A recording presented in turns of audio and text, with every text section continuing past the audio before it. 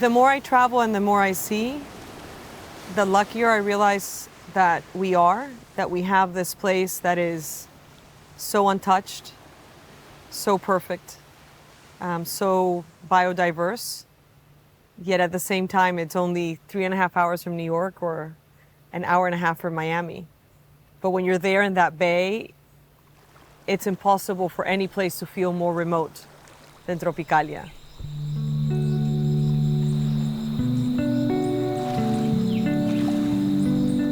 Right at the time when I was about 8 or 9 was when my father started getting curious about discovering an even more remote place for the family in the Dominican Republic. A group of scientists from the Smithsonian had come here about 25 years before, and they had made a study which I had seen in Washington, D.C., and it intrigued me when I came here to find out what this place was, because no one seemed to know where it was. The Dominican Republic is a vast island, and back then it had very little infrastructure. So every day was an absolute adventure. We traveled the entire island, either by small plane, by helicopter, by horses, by mules, and a lot of motorcycles.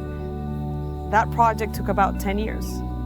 The first piece of land that we discovered was this amazing tropical forest, which is where we now have our farm called La Querencia.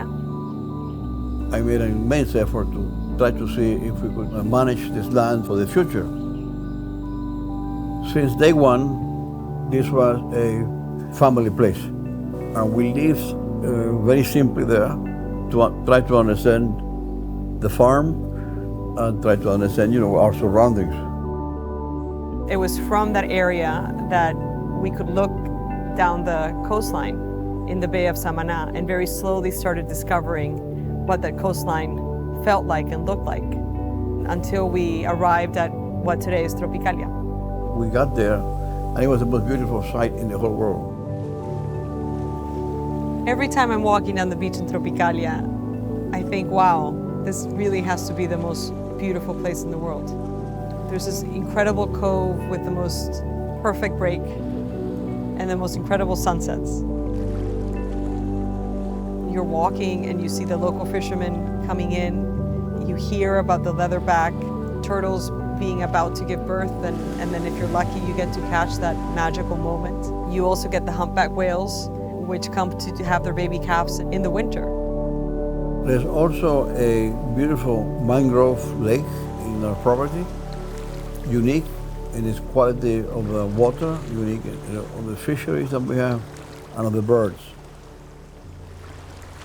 When Adriana came to me and decided that she wanted to develop this project for long-term for the family and for other people, I think we were ready for that transition, because this is so big that we have to share this vision with other people. And also, it's part of our personality, it's part of what we are, and it's part of what we want to give back to the Dominican Republic. I think the second thought I probably had after we decided to develop Tropicalia was, and we need to start the Fundación Tropicalia immediately so that we can start understanding the community that's going to be a part of our project. There's an incredible team at Fundación Tropicalia that are extremely well trained in things like organic farming or a sustainable approach to architecture and water management. So I'm very proud of the fact that we're about to break ground, and the Fundación Tropicalia has been working with the community for 13 years. Our project is only going to be amazing because of the deep knowledge that we have because of the work of the Fundación Tropicalia. Tropicalia is a place that will always be low density. The low density comes from both wanting to make sure that we develop the land responsibly, also that we give people that are seeking privacy the opportunity to be able to build a home in a place that they know is never going to get crowded. So we searched the world looking for somebody like Issei Wainfield. His architecture is innately very low impact. He's also an architect that is always looking for local context. He spent so many trips traveling around the Dominican Republic, And he took cues from there in terms of materials and certain architectural elements that he managed to integrate into his very modernist tropical designs. I think I was especially inspired by the very simple constructions in the villages of the island. And also by the Corallina stone, a local stone very, very common in the colonial architecture of the Dominican Republic. There is a communion of values in the project with Adriana, Gustavo, and all parties involved. That affinity, that synchronicity with the client in the respect to the local, natural, and social contexts, that's very, very important to me.